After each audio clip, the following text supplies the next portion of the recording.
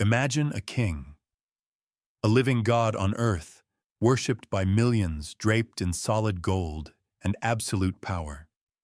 His palaces glitter under the African sun, and his word is law. He is the incarnation of the god Horus, son of the original deities. His blood, they believe, is not human, but ichor, the divine fluid of the gods themselves. Now imagine that king cannot walk on his own. Picture that living god, every step an agony, relying on one of over 100 canes just to move through his own halls. Imagine his face hidden behind the most magnificent golden mask ever crafted, conceals a cleft palate and a jaw of crowded misaligned teeth. Imagine his body, the symbol of divine strength and perfection, is twisted with scoliosis, and one of his feet is congenitally malformed, turned hopelessly inward. This is not a parable. This is the brutal truth of the most famous pharaoh in history, Tutankhamun. We know him for the splendor of his tomb, the impossible wealth, and the golden mask that has become the very symbol of ancient Egypt. We think of a mysterious boy king, but the truth behind the gold is far darker. That truth lies not in a curse carved on a tomb wall to punish intruders. The real curse, the one that sealed Tutankhamun's fate before he was even born, was written in his very DNA. It was crafted not by magic, but by a tradition. A tradition held as sacred as essential to maintaining cosmic order. A tradition that to us today is the ultimate taboo. The tradition of marriage between brother and sister. Why would the most powerful civilization on earth, an empire that raised the pyramids and dominated the ancient world, deliberately walk a path that led to biological decay? Why would a people who saw their rulers as gods engage in a practice that nature itself seems to punish? This is not a story of ignorance. It is a story of choice. A choice driven by power, theology, and fear, a choice that turned the royal bloodline into a genetic prison and the Golden King into its most tragic inmate. The conflict lies at the very heart of this story, a paradox as grand as the pyramids themselves. How could an act we now see as unnatural and biologically detrimental be considered the height of divinity and an essential political tool? To understand this, we must strip away our modern lens and enter the worldview of the ancient Egyptians. For them, the order of the cosmos, or Ma'at, was not an abstract concept. It was a fragile balance that had to be actively maintained, and the pharaoh was the linchpin of that balance. The justification began in their mythology, in the story of creation. The first gods, the earth god Geb and the sky goddess Nut, gave birth to 4 children, 2 sons Osiris and Seth, and 2 daughters Isis and Nephthys. From the very beginning, Osiris married his sister Isis. They were not just siblings. They were the divine couple ruling with wisdom and bringing civilization to humanity. Their love was the archetype, their union the foundation of cosmic order. The pharaoh was not just a ruler. He was the living incarnation of Horus, the son born to Isis and Osiris, after Osiris's murder at the hands of his jealous brother Seth. The pharaoh therefore carried the essence of those very gods. His bloodline was a direct inheritance from Osiris, and to keep that bloodline pure, undiluted by the lineage of lesser mortals, the most logical indeed, the only choice was to emulate the gods. To marry one's own sister, this act wasn't seen as incestuous. It was seen as a divine reenactment. Every royal brother-sister marriage was a reaffirmation of the cosmic order, an earthly reflection of the celestial union. It cemented the pharaoh's claim to godhood. Who could challenge a ruler whose wife was the incarnation of Isis, just as he was the incarnation of Horus? It was the ultimate statement of power. But alongside the theology was a cold, hard, political calculation. The Egyptian Empire was an immense prize. Power was entirely centralized in the throne. Anyone who married into the royal family gained a potential claim, however tenuous, to that power. A royal princess, the daughter of the pharaoh, carried the divine blood. If she were married to a powerful general or a wealthy nobleman, she could grant that family the legitimacy to challenge the throne. Their son would be the pharaoh's grandson, a built-in potential threat. The solution to this political conundrum was as simple as it was extreme. Don't let the princesses marry out. Keep them in the family. Who was the most suitable husband for the daughter of the pharaoh himself? Marrying one's own sister or half-sister neutralized potential threats. It consolidated power, keeping wealth and influence within a closed loop. It created a fortress of lineage that no one could penetrate. So the pharaohs were trapped in a prison of their own making. On one side, the theological pressure to emulate the gods and keep their blood pure. On the other, the political pressure to eliminate rivals and consolidate power. Both paths led to the same conclusion: the ideal mate for a god-king was his sister. They didn't know about genes, about recessive alleles, or the dangers of homozygosity. They knew only of myth and power. They believed they were protecting their divinity, but in reality, they were planting the seeds of their own destruction, a toxic seed that would come to a tragic bloom in the bodies of their descendants. The question was not if disaster would strike, but when. This story of genetic damnation did not begin with Tutankhamun. He was merely its final tragic chapter. To understand his fall, we must rewind back to the golden age of the 18th dynasty, an era of unprecedented power, wealth, and expansion. It was here, at the zenith of Egyptian glory, that the cracks in the genetic foundation began to appear, unnoticed, but unstoppable. Acta Citrium, the height of power, the seed of decay. Let us travel to the reign of Amenhotep III, Tutankhamun's grandfather. This was Egypt at its absolute peak. The empire stretched from Nubia in the south to Syria in the north. Gold flowed in from conquered lands in such quantities that it was said to be as common as dust. Amenhotep III styled himself Aten Chehen, the dazzling sun disk. He built colossal temples, including the magnificent Luxor Temple and the colossi of Memnon statues so massive they were said to sing at dawn. His wife, Queen Tia, was not his sister, but she was a powerhouse in her own right. She was the daughter of a high-ranking nobleman, and it is likely they were related, perhaps, as cousins. Theirs was a successful partnership, producing stability and an heir. But even here in this marriage of close relatives, the genetic stage was being set for the next generation. They ruled over a golden empire, but the price of that stability was a quiet concentration of recessive genes in the royal blood. They had no idea that their greatest legacy was not their temples, but a biological time bomb. Act 2. The heretic king and the fateful union. The heir to Amenhotep III was his son Amenhotep IV. And with him, the world of Egypt turned upside down. This was no ordinary pharaoh. From the start, he was different. Official artwork from his reign shows a strange figure unlike any pharaoh before. A long, slender face, thick, full lips, a potbelly, wide hips, and thin legs. For years, art historians assumed this was merely a new, revolutionary art style. But more and more Egyptologists and scientists believe the art may be reflecting reality. That his unusual appearance could have been the expression of genetic disorders, perhaps Marfan syndrome, or a form of hormonal imbalance amplified by generations of family intermarriage. But his strangeness was more than skin deep. Amenhotep IV launched the most shocking religious revolution in Egyptian history. He swept away the entire Egyptian pantheon, Amun-Ra, Osiris, Isis, Horus, and declared there was only one god, the Aten, the physical disk of the sun. He changed his name to Akhenaten, meaning he who is effective for the Aten.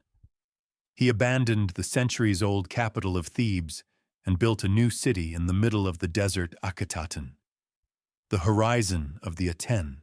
In this self-imposed isolation surrounded by his converts, Akhenaten took the royal tradition to its logical and dangerous extreme. To produce an heir of the purest possible blood, an heir for his new religion, he turned to the theologically perfect mate, one of his own full sisters. Archaeologists have identified her mummy in tomb KV35, known simply as the Younger Lady. DNA testing has confirmed the incredible she was not only Akhenaten's full sister, but they shared the same parents, Amenhotep III and Queen Tiye. Brother and sister. They came together, and from this forbidden yet deified union, a child was born. A boy initially named Tutankhamun, the living image of the Aten, a child conceived in religious isolation and extreme genetic purity. A child whose destiny was sealed by the very blood he was meant to glorify. Act 3, the boy in the golden mask. Imagine being that boy, Tutankhamun. Your father is a hated heretic. The entire religious structure of Egypt has been torn down. When Akhenaten dies, the empire is on the brink of collapse. The priests of the old gods seize back power, and they need a figurehead, a symbol, to restore the old order. They found him in the boy. They changed his name to Tutankhamun, the living image of Amun, erasing the stain of his father's heresy. They placed him on the throne at the age of just 9. They married him to his half-sister Ankhesenamun, a daughter of Akhenaten and Nefertiti. Another consanguineous marriage piling genetic tragedy on top of genetic tragedy. Now live inside Tutankhamun's body. Forget the romantic image of a powerful young king. Imagine instead a reality of chronic pain. Scientists have scanned his mummy with modern technology, and the story it tells is heartbreaking. He had a cleft palate, a birth defect. His spine was curved with scoliosis. His left foot was severely deformed, a condition called clubfoot, which would have made it impossible for him to place his foot flat on the ground. Worse, however, was his right foot. He suffered from Köhler disease too, a painful condition where the bone tissue in his toes was dying from a lack of blood supply. It was necrotic. Every step must have been an exercise in torture. This is not speculation. In his tomb, archaeologists found no fewer than 130 canes and walking sticks. Many of them show clear signs of wear and tear. They were not symbols of office. They were essential medical aids for a disabled king. Imagine the brutal irony. You are the most supposedly powerful ruler on earth, yet you cannot walk across your own courtyard without help. You are the incarnation of a god, but your body is an indictment of human frailty. You are surrounded by unimaginable luxury, yet you cannot escape the prison of your own bones, and the burden was even greater. The most crucial duty of a pharaoh was to produce an heir to ensure the continuation of the dynasty. For Tutankhamun, this was even more urgent. He was the last of his great line. All the hopes of the 18th dynasty rested on his young, pained shoulders. Act Urvur. The final curse. The unborn heirs. Inside Tutankhamun's tomb, amongst the treasures of gold, ivory, and ebony, archaeologists found a simple wooden box. Inside it were not crowns or jewels, but 2 miniature coffins. Each held a tiny mummy, a human fetus. One a girl of about 5 to 6 months gestation, and the other a girl at near full term. For decades, they were a sad mystery. But in 2010, DNA testing revealed the most tragic truth of all. They were Tutankhamun's daughters, and their mother was in all likelihood his wife, his half-sister, Ankhesenamun. The genetic curse had come full circle. The combination of Tutankhamun and Ankhesenamun themselves, the products of incest, created a concentration of faulty genes so great that their children could not survive. The genetic errors had become too severe. The supposedly pure bloodline had become too toxic to sustain life. Imagine the grief of Tutankhamun and Ankhesenamun. Twice they had hoped for an heir. Twice that hope ended in the tragedy of a stillborn child. The pressure of an empire was on them, but biology had delivered its final verdict. The blood that gave them the throne was the same blood that denied them a future. Tutankhamun died at just 19 years of age. For years it was assumed he was assassinated. But modern science paints a different picture. He suffered a severe leg fracture, and perhaps more importantly, DNA from his mummy showed evidence of the malaria parasite, the most virulent Plasmodium falciparum strain. A healthy young man might have survived. But Tutankhamun was not healthy. With a likely compromised immune system from his genetic inheritance, a body already struggling with bone disease and chronic pain. A severe bout of malaria was likely too much to bear. He didn't die from an assassin's knife or poison in his cup. He died from his heritage. He died from the decisions of his grandfather and his father. He died from a fatal cocktail of theology, power, and biology. The great 18th dynasty, the dynasty of warrior pharaohs and powerful queens, did not end with a bang, but with the pained, wheezing breath of a disabled young king in his palace, his own line already dead before him. Now I ask you, put yourself in Tutankhamun's place in his final years. You are a living god, but every breath is a reminder of your fragility. You know the fate of the empire depends on you, but your body and your blood have betrayed you. Do you pray to the gods you supposedly embody, or do you curse the very divine blood that flows in your veins like a poison? What would you do when you realized the path to your salvation was the very source of your damnation?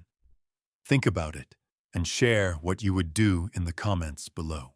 The tragic story of Tutankhamun and the collapse of his lineage was not a mystical curse or the wrath of forgotten gods. It was cold, cruel, and predictable.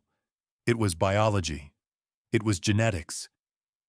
To truly understand why the pure blood of the pharaohs turned toxic, we need to look at the blueprint of life itself, DNA. Think of your genetic code as a massive library of instruction manuals for building and running your body. Each book is a chromosome, and each page in that book is a gene holding a specific instruction. You inherit one complete set of books from your mother and one complete set from your father. This means that for almost every gene you have two copies, or two alleles. Here is the crucial point: some alleles are dominant, while others are recessive. A dominant allele is like an instruction written in bold capital letters. It will always be read and followed, even if the other instruction says something different. A recessive allele is like a pencil-written note in the margin. It is only read and followed if there is no dominant instruction to override it. All of us, without exception, carry a handful of potentially harmful recessive alleles. They might be instructions for diseases like cystic fibrosis, sickle cell anemia, or rare metabolic disorders. But in most cases, it doesn't matter. Why? Because we typically marry and have children with people to whom we are not closely related. Your partner in all likelihood inherited a dominant healthy allele for that same gene from their parents. That dominant healthy instruction overrides your recessive harmful pencil note, and the child is born healthy. The harmful note is still there, hidden, passed on silently, but it does no harm. Now let's apply this to the closed loop of the Egyptian royal family. Full siblings share approximately 50% of their DNA. This means that if one person carries a specific harmful recessive allele, there is a 50% chance that their sibling carries the exact same one. They inherited it from the same parent. When these two siblings have a child, the genetic math becomes alarming. There is a 25% chance the child will inherit the healthy allele from both parents. There's a 50% chance the child will inherit one healthy and one recessive allele, becoming a carrier just like the parents. And there is a 25% chance, 1 in 4, that the child will inherit the harmful recessive allele from both parents. There is no dominant, healthy instruction to override it. Suddenly, the pencil note in the margin becomes the main instruction, and the disease or deformity coded by that gene is expressed. This is called an autosomal recessive disorder. And it doesn't just happen once. With each generation of inbreeding, different harmful recessive alleles can be combined and expressed, over and over again. Over time, the royal bloodline wasn't becoming more pure. It was becoming a genetic minefield, a repository of dangerous recessive alleles with an ever-increasing chance of detonation. Now let's look back at Tutankhamun through this lens: clubfoot and cleft palate. Both are complex birth defects that have strong genetic components. The risk for these conditions is known to be significantly higher in the offspring of close relatives. Curler disease de Sukund, a vascular necrosis, the death of bone tissue. While the exact causes are still debated, there is growing evidence that certain genetic predispositions can increase one's risk. In a genetically isolated family, such a rare predisposition could become common. Compromised immune system. The strength of our immune system lies in its diversity. A set of genes called the major histocompatibility complex (MHC) is like your body's library of mugshots for identifying invaders like viruses and bacteria. You inherit half of your MHC library from your mother and half from your father. The more diversity in that library, the more pathogens you can recognize and fight. Inbreeding drastically reduces this MHC diversity. The child inherits very similar sets of MHC genes from both parents. Their library of mugshots is small and repetitive. This means there can be pathogens that their immune system simply doesn't have the tools to recognize as a threat. This explains why malaria, a common disease in ancient Egypt, could have been fatal for Tutankhamun. His inherited immune system may have been dangerously blind to that parasite. And the final tragedy, his stillborn daughters, is the most damning evidence of all. The union of Tutankhamun, the product of a brother-sister union, and Ankhesenamun, the daughter of his father, created a level of homozygosity, the state of having two identical copies of the same gene that was simply too extreme. It is highly likely that these fetuses inherited so many sets of lethal recessive instructions that basic development could not be sustained. Life was simply not viable under such a heavy genetic load. The pharaohs thought they were emulating the gods, but they were unwittingly conducting a centuries-long genetic experiment in the dangers of inbreeding. Tutankhamun's pained body and the empty coffins of his daughters were not signs of divine displeasure. They were the data. They were the predictable results of fundamental biological laws that not even a god-king could defy. The tragic error of the pharaohs was not unique in the annals of power. History has a terrifying habit of repeating its mistakes, especially where pride and power are concerned. If we shift our lens from the hot banks of the Nile to the cold, damp palaces of early modern Europe, we see a chillingly similar story play out, a twin drama of genetic decay fueled by the same obsession with bloodline purity. Meet the House of Habsburg. For over 2 centuries, the Habsburgs were the dominant force in Europe. They ruled the Holy Roman Empire, Spain, and vast territories in the New World. Their motto was Bella gerant alii, tu felix Austria nube, let others wage war, you happy Austria marry. Their policy was to accumulate power not by the sword, but by strategic marriage contracts. And to keep that power in the family, they practiced a systematic and devastating policy of inbreeding primarily between uncles and nieces and first cousins. The culmination of the Habsburg tragedy, the mirror image of Tutankhamun, was Charles II of Spain. He was the final result of nearly 200 years of inbreeding. His degree of genetic homozygosity, known as the inbreeding coefficient, was higher than that of a child from a brother-sister union. He was genetically speaking more inbred than Tutankhamun, and the consequences were horrific. Charles was profoundly disabled both physically and mentally. He suffered from the famous Habsburg jaw to such an extreme that his lower jaw protruded so far his teeth could not meet. He could barely speak or chew. His tongue was so large he often drooled. He didn't learn to walk until he was 8. He suffered from epilepsy, was impotent, and throughout his short life of 38 years was racked by continuous illness. He was a king of a global empire, but a prisoner in his own body. When he died without an heir, the War of the Spanish Succession erupted, plunging Europe into conflict. The Spanish Habsburg line died with him not in battle, but in a royal bedchamber, a victim of its own blood. The parallel is stunning. Two great empires separated by millennia and thousands of miles, crippled by the same blind spot. Both the Egyptian pharaohs and the Habsburg kings pursued an ideal of purity. For the Egyptians, it was divine purity, an attempt to emulate the gods. For the Habsburgs, it was dynastic purity, an attempt to consolidate worldly power. But in both cases, they confused exclusivity with strength. This leads us to a deeper philosophical question, one that echoes from the tombs of the Valley of the Kings to the halls of the Palace of Madrid. What is purity? In biology, the answer is clear. Purity in the form of genetic uniformity or homozygosity is a weakness.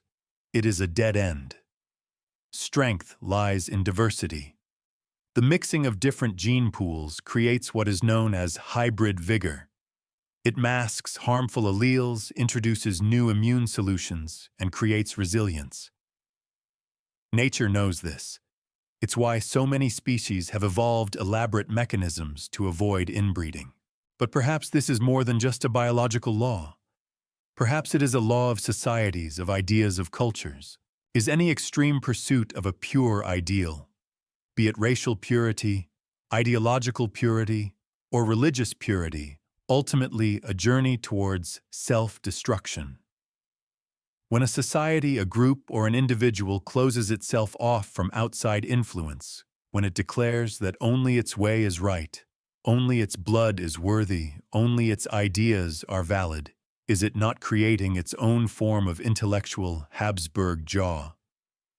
Does it not become incapable of adapting, brittle and prone to collapse in the face of unforeseen challenges? The pharaohs built walls of stone to protect their empire, but they failed to see that the most dangerous walls were the ones they built around their gene pool. They looked outward for enemies, but the true destroyer was within, hidden in their own royal blood.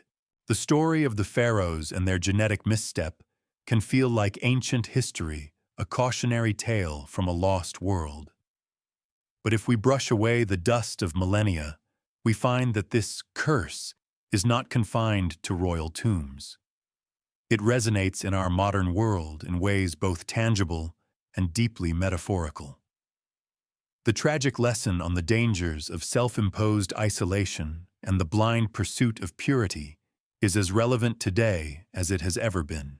On a literal biological level, the issue of consanguineous marriage is not a historical relic.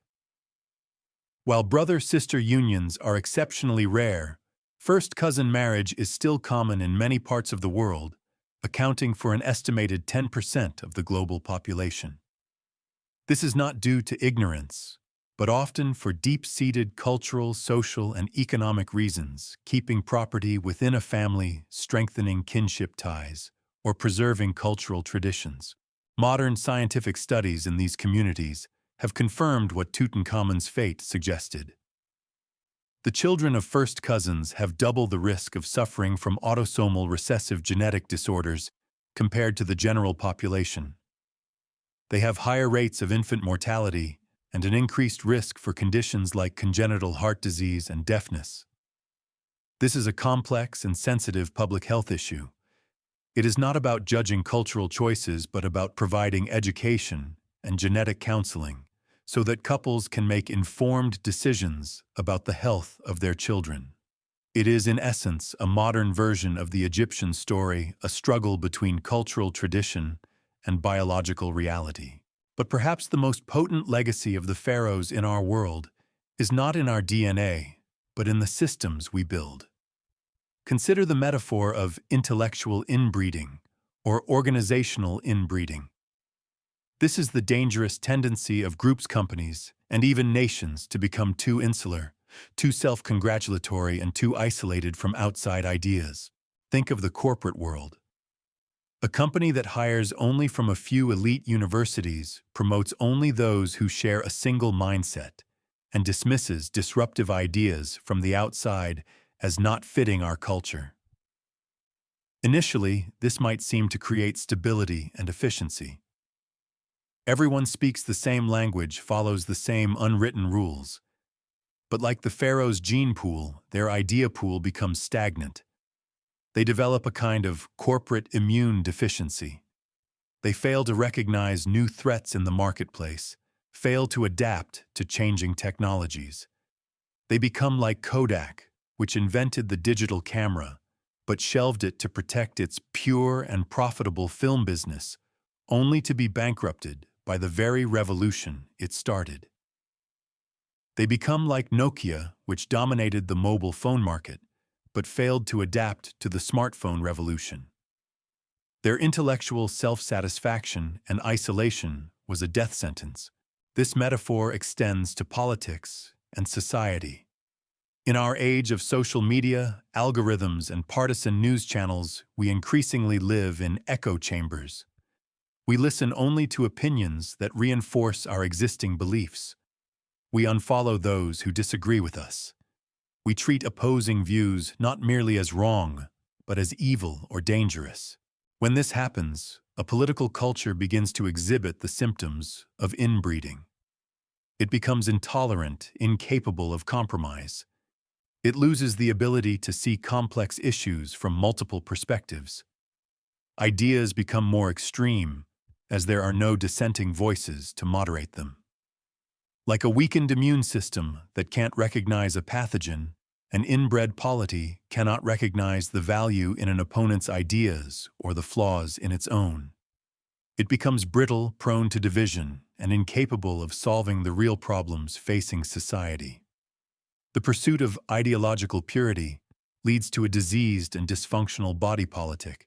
The lesson from Tutankhamun, written in bone and sealed in gold, is a profound warning: isolation, whether genetic, intellectual, or cultural, is a path to weakness. Strength, resilience, and survival come from diversity, from exchange, from a willingness to engage with the other. A healthy gene pool needs new genetic streams. A healthy company needs new ideas. A healthy society needs new perspectives. The pharaohs tried to defy this basic law. They believed their divinity would protect them from the rules of nature. They were tragically wrong. Their legacy is not just the pyramids standing stark against the desert. It is also a whisper carried across millennia: be careful of the walls you build to protect your purity. They may very well become the walls of your own prison. In the end, we return to the image that has captivated the world's imagination for a century: the golden mask of Tutankhamun. It is a masterpiece of art, a symbol of unimaginable wealth and power.